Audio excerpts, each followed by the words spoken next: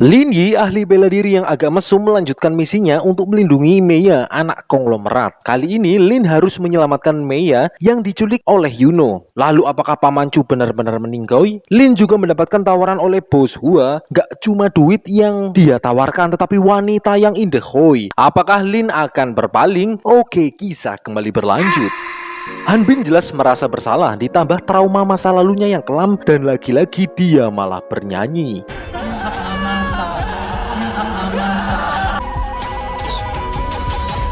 Lao dan ayahnya mencoba menjenguk Paman Chu yang aslinya jahat, padahal kedatangannya hanya memastikan keadaan Paman Chu parah. Sungguh munafik. Tiba-tiba saja detak jantungnya meningkat hingga harus disetrum dan COD dengan malaikat maut.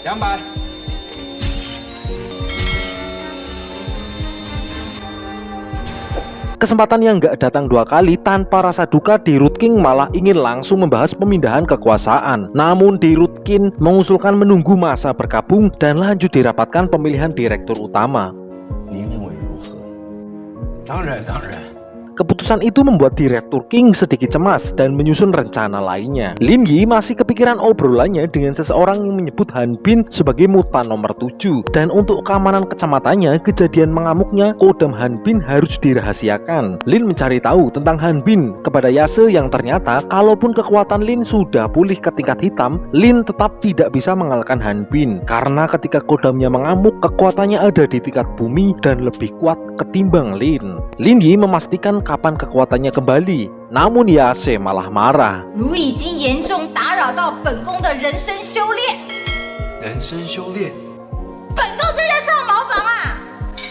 Lah, masa siluman virtual bisa ngising ya? Kini kekuatan Lin sudah kembali pulih ke tingkat hitam. Tapi aneh ini ya, kalau Yase beraknya tai, kemana perginya ya? Kan di tubuhnya Lin Yi. Lah ngapa jadi repot mikirin tai? Dirut King mempertimbangkan perusahaan mungkin bisa lanjut ke Meiya sebagai ahli warisnya. Namun dengan lantang Dirut King menolaknya dan menyebarkan isu kalau Paman Chu korupsi, terus nyewa biduan dangdut. Lah, kok nggak asing ya? Hasutan itu nampaknya sedikit berpengaruh, membuat pemilik saham lainnya ragu.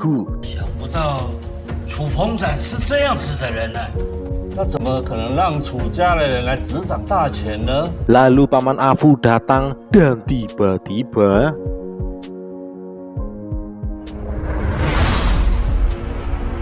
bak disambar petir di siang bolong. Dirut King kaget. Loh, kok masih hidup ya? Lah yang mati itu siapa? Paman Chu tanpa basa-basi langsung mengambil alih dan akan membuktikan ada pengkhianat di dalam perusahaannya. Sebelumnya ternyata Lin Yi yang menyarankan untuk membuat drama untuk memancing pengkhianat. Mulai dari menyebar isu kalau Paman Chu terkena penyakit aneh dan mencari tahu posisi Dirut King. Untuk hasil lebih maksimal, Paman Chu ingin berpura-pura mati memakai ramuan ajaib milik Lin Yi yang terbuat dari ular kadut dicampur kuda di blender bunga Angela untuk menghentikan detak jantungnya dalam beberapa waktu. Kejadian itu membuat asumsi Dirut King dan menampakkan sifat aslinya.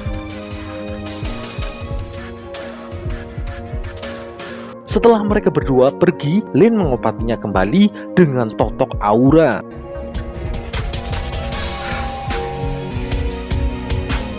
Kembali ke ruang rapat, Paman Chu akan mengumumkan pengkhianat dalam waktu 3 hari. Di tempat lain, Toji ngamuk-ngamuk gak jelas mencari keberadaan Han Bin seakan ingin menggelutnya. Sebelumnya Lin melihat Han Bin yang sedang bengong. Lin mencoba mendekatinya dan mengecek tubuhnya. Sepertinya Han Bin memang dari planet lain dan tidak cocok kerja di air karena dia bukan ubur-ubur. Hidupnya masih panjang. Dia bisa kerja jadi pegawai negeri atau mas-mas PT. Tapi Han Bin lebih memilih untuk kerja jadi bang kloyong karena lebih menantang.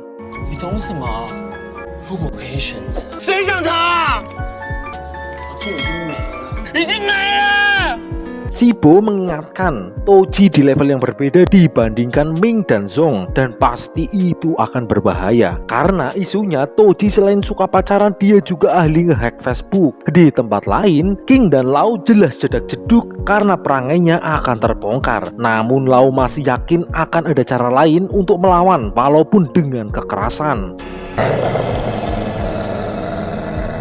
Setiap orang punya masa lalu, termasuk Toji. Toji punya seorang adik-adikan yang perhatian kepadanya, padahal Toji anaknya introvert.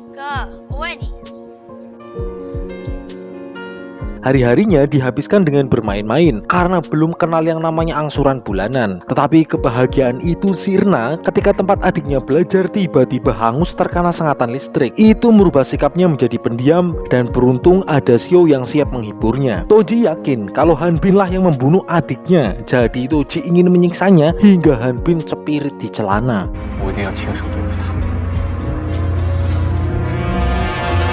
Bos Hua dan Sam melihat rekaman CCTV kalau Lin jelas akan menyulitkan misi mereka, termasuk Yuno yang pasti kesulitan melawan Lin Yi. Mei jelas sangat senang ayahnya nggak jadi mati. Paman Chu juga senang udah bisa dipeluk-peluk, kan lumayan. Paman Chu menceritakan kejadian sebelumnya. Beruntung Paman Chu selamat dari penembakan karena posisi jantung Paman Chu bukan di sebelah kiri, jadi tembakan itu tidak mengenai jantungnya. Dan organnya juga kembali pulih dan sembuh dengan penuh keajaiban. Dan kejadian itu sengaja dirahasiakan. Mei marah, dia yang anaknya malah gak dikasih tahu. Ya karena punya tempe. Paman Fu juga ya pasti cuma nurut aja. Setelah kejadian penyelamatan itu, Paman Chu pasti makin percaya dengan Lin Yi dan mungkin bisa diangkat menjadi mantunya. Karena nanggung udah pernah lihat apemnya ya. Namun diam-diam Yuno mengintai mereka. Yuno marah karena reputasinya sebagai pembunuh papan catur tercoreng. Dia akan melakukan remedi. Namun insting Lin Yi sungguh tajam.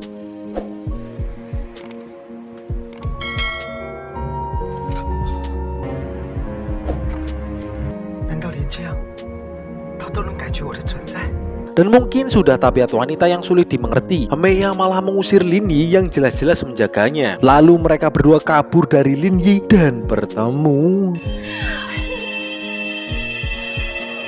Tiba-tiba Lin Yi merasakan sesuatu yang aneh. Benar saja Lin mendapat telepon dari Sue kalau Mei diculik. Paman Chu juga panik mendengar anaknya diculik. Sue menceritakan yang terjadi. Tiba-tiba saja ada sesosok wanita jadi-jadian yang langsung menodong pistol. Yuno melepaskan Sue namun tidak dengan Mei yang harus ikut dengan Yuno. Sue mengira kalau wanita yang nyulik adalah korban mesumnya Lin Yi. Lin Yi jelas bingung. Ya masa mau sama wanita jadi-jadian yang punya pisang emas? Kan Lin Yi juga punya pisang. Masa mau main hanggar ya? Lalu Lin menunjukkan foto Yuno versi demitnya. Sue mengenalinya, tetapi yang nyulik agak beda karena rambutnya udah pirang karena disemir pakai odol. Tiba-tiba Lin mendapat telepon yang tidak lain tidak bukan dari Yuno yang pengen COD. Benar saja Lin mendengar suara Mei. Yuno mengancam jika ada orang lain yang datang tidak segan-segan, Yuno akan langsung mengeksekusi Mei. Ternyata yang dilakukan Yuno adalah inisiatifnya sendiri, bukan perintah dari bos Hua. Yuno melakukan itu karena dendam pribadi kepada Lin Yi. Karena Lin Yi, Yuno lagi-lagi kena marah.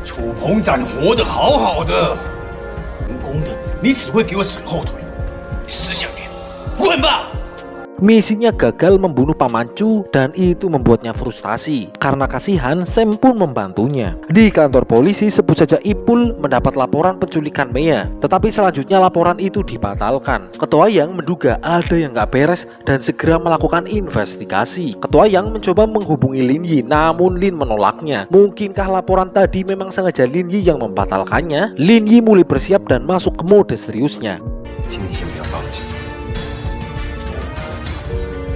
Mei kaget, kok sadar-sadar banyak boneka yang pakai wig, ada foto-foto Lin Yi juga. Apakah yang menculiknya ini korban cabulnya? Lalu muncullah Sam yang membuat Mei kaget. Ternyata wajah ganteng gak menjamin orang itu baik, apalagi yang enggak. Dan rencana balas dendam pun dimulai. Kedatangan Lin Yi sudah ditunggu. Dengan hati-hati mulai mencari keberadaan Mei yang ternyata sudah dipasangi bom C4. Itu bom yang lebih kuat daripada C3. Lin mencoba melepaskan Mei, tiba-tiba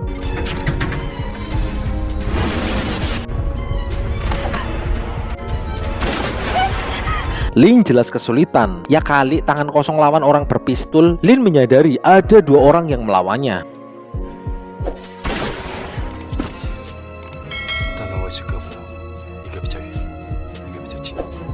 Lin melawan yang menyulitkan dulu dan melihat Yuno, lalu Lin melakukan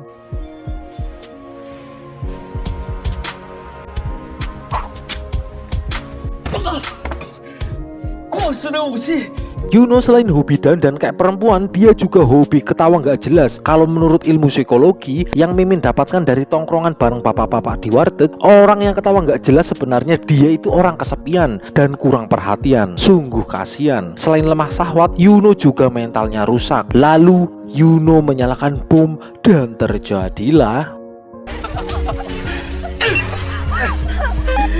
Sam sendiri sedang mengeker Lin Yi dengan pistol burunya. Tiba-tiba ketua yang tepat waktu.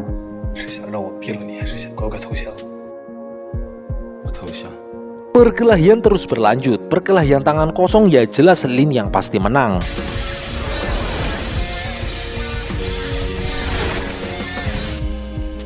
Sam bisa diamankan. Kini Lin harus menjinakkan bom. Lalu Yuno sadar dan terjadilah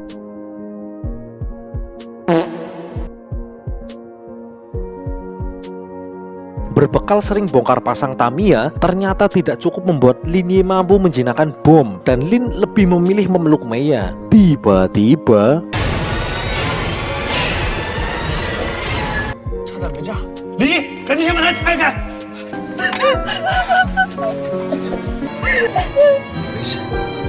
bomnya gagal meleduk ini ya. Yuno ternyata masih belum koit. Lalu Yuno menunjukkan tetenya yang udah dimodif, yang kalau detak jantungnya berhenti, bomnya akan aktif. Ketua yang harus memompa jantung Yuno untuk mengulur waktu. Lin dan Meiya berhasil keluar. Tiba-tiba Ketua yang wafat karena melindungi Meiya. Ketua Hui, Bos Hao, jelas makin cemas dengan meninggalnya seorang kapolsek. Pasti polisi makin gencar mencari pelaku. Sam benar-benar kena marah. Dia berhasil kabur karena rajin bawa peniti. Dan hanya Ketua yang melihatnya. Pasti nggak ada saksi mata kalau Sam ada di TKP. Tapi jangan lupa Meiya juga sempat melihat Sam. Di atas langit masih ada langit. Bos Hua ditekan oleh Lao harus membereskan yang sudah dilakukan oleh Yuno. Di tempat lain, Lin Yi sangat bersedih dengan meninggalnya yang karena ketua yang udah order tetapi malah meninggoy. Belum lagi orderan obat sebelumnya belum lunas. Anjir, ngitung banget ini. Selain itu, sebagai teman sejati, ketua yang berani mengorbankan dirinya demi Lin Yi. Dan karena kejadian ini, Lin berjanji akan lebih kuat. Pasca tragedi, hidup harus tetap berjalan. Sebagai ketua HMPS, Meiya akan mengadakan acara amal bagi-bagi rames. Biar gak gagal kayak perlombaan Raja Pemberani, Meiya meminta tolong kepada Lin Yi. Sibo lalu datang memberitai akan ada bazar pameran kue beras kerajaan yang dibuat langsung oleh juara lomba masak Master Chef. Dan jelas makanan yang dihidangkan pasti enak bingit. Namun Lin Yi terlihat lesu tak bersemangat. Tugas jadi satpam harus dijalankan. Lin harus tetap menjaga Meiya yang bersiap melaksanakan bazar kue. Ipul melapor, Lin menjadi panitia. Sung jelas iri karena sekarang udah ora kanggo. Lalu meminta bantuan Black Panther untuk mengacakkan bazar kue kerajaan itu.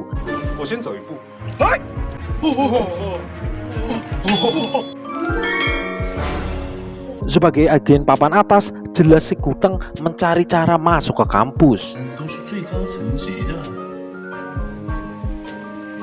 Persiapan semakin matang. Bahan-bahan kue beras yang sudah diunyel-unyel harus didiamkan semalaman agar hasilnya enak dan bikin goyang lidah. Saking enaknya, cuma tersedia 250 potong dan Lin bertugas menjaga keamanan bahan-bahan itu. Tetapi nggak mungkin dong tongkrongin semalaman nanti nggak bisa ngocok. Black Panther mulai menjalankan misinya dengan melepas kecoa impor biar dapurnya kotor. Karena sudah mempersiapkan keamanan, Lin Yi bisa bersantai. Keamanan pertama, memasang kotak listrik.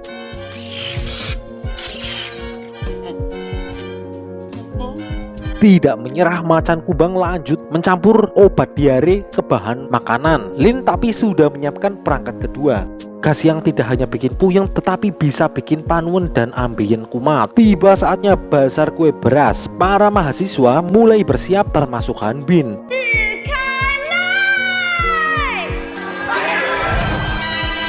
Terlihat Xiao dan Tuji yang sudah mengutus Han Bin untuk menjadi kacungnya. Han Bin mengakui kalau dia pembunuh, termasuk membunuh adiknya Toji. Toji sangat marah, namun hanya membunuh tidak akan memuaskan rasa dendamnya.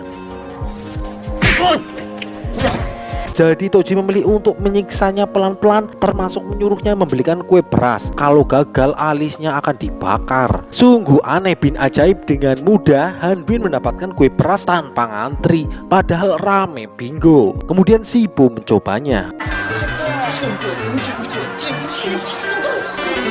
Macan kumbang tertangkap karena lengopnya, tetapi keluarga Song pasti bisa melepaskannya karena orang gila nggak boleh dipenjara, harusnya masuk rumah sakit jiwa. Kue beras bikinan koki terkenal memang enak, beda dibandingkan kue beras yang dibuat oleh penambang pasir. Ya karena nggak bisa bikin kue ya. Uang hasil jualan akan disumbangkan untuk yang membutuhkan.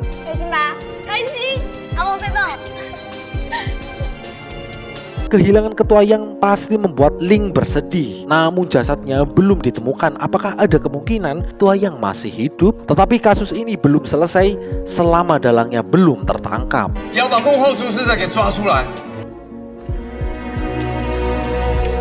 Ketua yang masih belum bisa pergi dari pikiran Ling, apalagi rasa sayangnya belum diungkapkan. Ketua yang belum lihat aja betapa jago nyervisnya Ling karena dia hobi otomotif.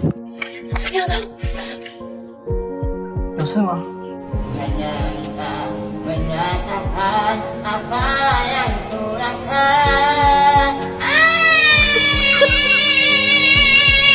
Han Bin hobi ngurusin burung karena Han Bin memang suka burung. Han Bin benar-benar menjadi kacung, termasuk beliin bubur beras. Xiao yang perfeksionis jelas telat dikit saja sama buburnya udah dingin, membuat Han harus ditempeleng.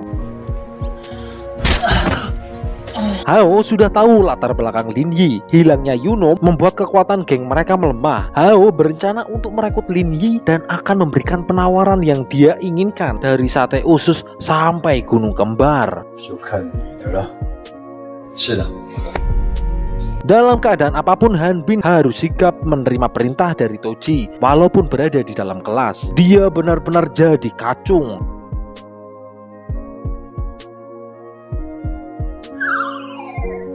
Lin Yi mendapat tawaran kebar awan. Meiya sudah bilang kalau selain Yuno ada seseorang lagi yang bernama Sam, dan ada bos di belakang mereka lagi yang bernama Bos Hua. Ini jelas kesempatan untuk mengungkap otak di balik kejahatan yang sudah terjadi. Ling sendiri benar-benar galau walaupun belum jadi pacarnya, tetapi dia sudah merasa kehilangan. Pikirannya hanya ada ketua yang seseorang. Lin Yi menemui Bos Huo. Benar, Lin bertemu dengan Sam dan bertemu dengan Bos Hao yang semakaian. Tanpa basa-basi, Lin ditawari kerjaan, yaitu membunuh Paman Chu. Tetapi Lin belum tahu siapa di balik Bos Hao. Penawarannya kalau Lin mau menjadi bawahannya, Lin akan digaji 3 kali lipat per bulannya, yaitu sekitar 300 juta. Wah, banyak temen ya sebulan oli semeno ya. Dan tanpa pikir panjang, Bos Hua memberikan cek kosong, berapapun akan dibayar. Akankah Lin goyah? Tapi Lin ingat, Lin punya perjanjian. Tetapi nggak hanya uang yang akan Lin dapatkan, ini nih yang bikin keter.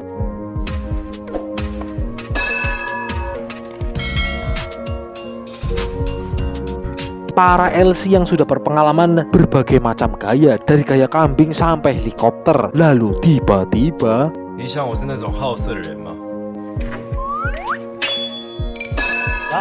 buset, itu burungnya belum ngapa-ngapain aja udah berdiri ya. Fang ternyata cecunguknya Bos Hao. Selama ini Fang diberi tugas untuk membunuh Lin Yi. Sadar dengan kemampuannya yang gak bakal menang untuk melawan Lin Yi, Fang menolaknya. Namun kalau nolak pilihannya mati atau gak hidup. Lah, pada baik.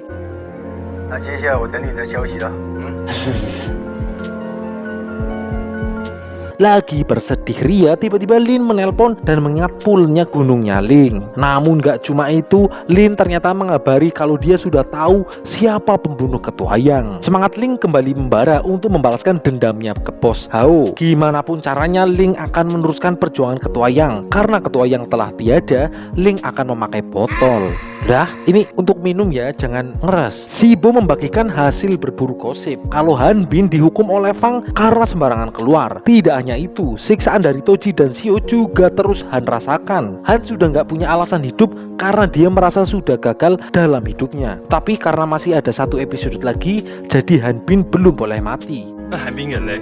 不知道。